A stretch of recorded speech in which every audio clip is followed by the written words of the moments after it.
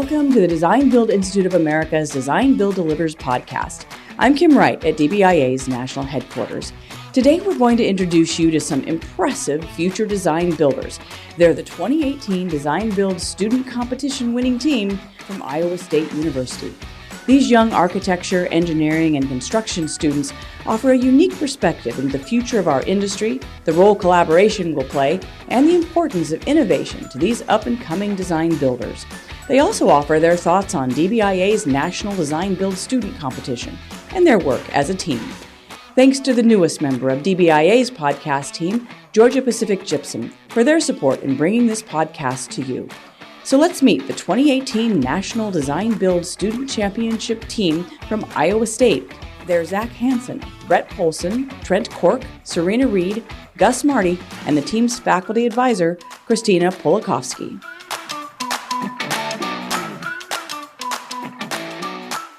This is the first competition that you guys have entered.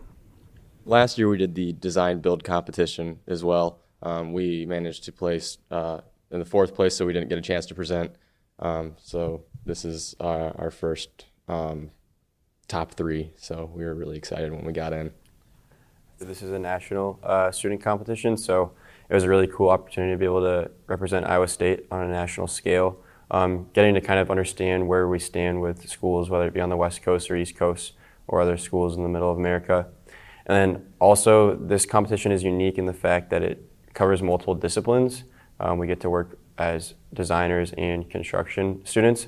So that was a cool opportunity to bring in multiple disciplines, and that's not necessarily that's as common with other competition teams that are happening in college.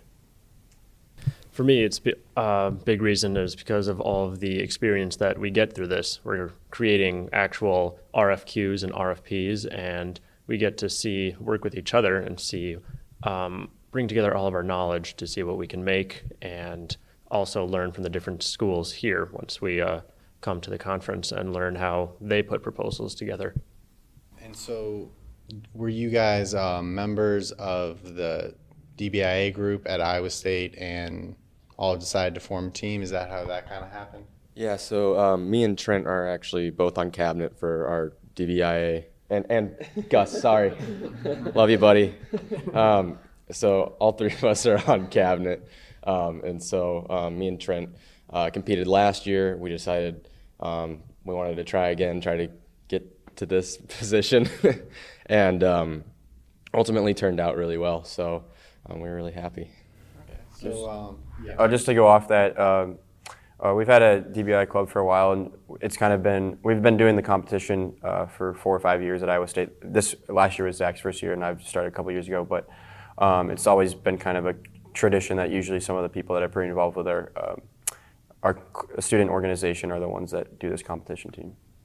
And what kind of got you guys involved in the DBIA chapter? So for me, I was an AIAS.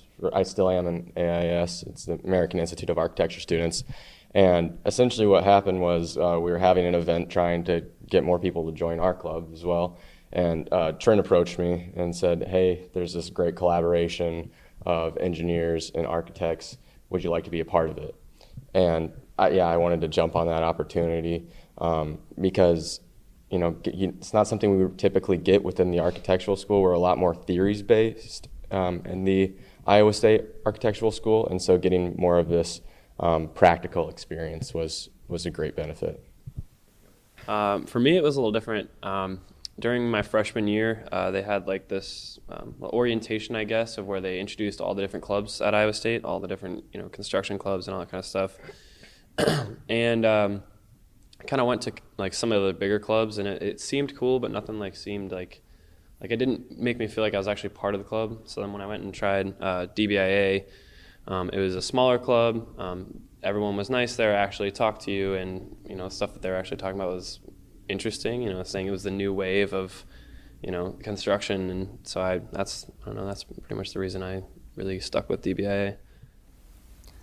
For me, I'm also in AIS, and I believe one of the DBI members came my second or third year of school and told us to come check it out, and I did, and I really liked it. I have a background in the construction industry with my family, and I've always been really interested in both industries, and so I thought joining DBIA was very interesting. And then Zach approached me to join the competition team, so I felt like that would be a really great opportunity, and that's why I joined this team. Why I like to be involved with DBIA is I think that DBIA kind of has this culture of innovation and kind of trying to be on the forefront of trends in the industry. And then also it really kind of just emphasizes like team values, working on dynamic teams, and the importance of working well with other people. And I kind of liked that theme of DBIA, and I think that we're not the biggest club within the construction majors and design majors, but a lot of our students are passionate about coming up with new trends in the industry, and also they're also passionate about working with people, like I said, that aren't necessarily from the same major as us. And I kind of like that multidisciplinary approach that we have. And also, like I said, just it's people that are passionate about coming up with new ideas in the industry. Yeah, similar to Trent, when I was looking at different clubs that I might want to join on campus, DBIA really seemed to want to be in the innovation side of the construction industry. I thought it was a very good thing to be a part of and to join and to be knowledgeable about, and especially to be able to be on this competition and gain real-world experience that you can use once you graduate. Let's go a few minutes after your presentation's over. How do you feel you guys did? So we were pretty excited during the presentation. We were all a little nervous like right in the beginning, and then as the presentation progressed, I think we eased into it a little more. But before the presentation, we had to back up a little bit. We had practiced quite a few times, and each time got a little bit better, and then the time right before the presentation was probably our worst one. And so going into the presentation, I don't want to be too forward, but we felt like we did really well on the presentation. We thought we gave it our all, and that it really was the best that we could do with it. I mean, at least that's how I felt. Yeah. So there's one thing I gotta say, like the big overwhelming feeling after we walked out was just like relief. It was like all that hard work and dedication just like it's done, it's paid off. Now we just wait for the results. From the kind of the architect perspective, we don't typically get into RFQ, RFP, anything like that in our classes. So this was just a real insight into that for us. Like as I said, we don't typically cover too much of that in depth. So understanding the process of design build a lot more. I think this just opens up so many levels of knowledge for us. Yeah. And I think that like you said, we have a pretty decent knowledge of design build. Like we've read all the design build done right, like all the best practices. We know all the things to say and stuff. But until you actually practice a design build delivery, like coming up with the design and the estimate and the schedule, and understanding that integration between design and build, you don't really understand fully kind of what design build is. Not saying that we understand it fully now, but I think that but able to actually practice or go through some sort of exercise where the architects and the construction engineering students work together to deliver this project, we really understood what this kind of integration between the two meant. And so that's where I saw a lot of learning. Definitely. And for me, since in class we learn a whole lot about the constructability and how to manage a project and get that going, this competition really taught me all of the behind the scenes stuff, working with architects, creating an RFP and an RFQ, a lot of the things that you don't necessarily learn about in the classroom a whole lot. It gives us more real life experiences. Great design builders are all about innovation, integration, and efficiency. That's why we're happy to have Georgia Pacific Gypsum as our Design Build Delivers partner. The DENS element barrier system with AquaCore technology from Georgia Pacific Gypsum creates the water-resistive and air barrier within, eliminating the need for an additional on-site crew to apply a separate WRBAB. This innovative product provides a high-performance integrated sheathing solution for architects concerned with preserving the integrity of their building designs and offers contractors better control of their project schedules and potential time savings.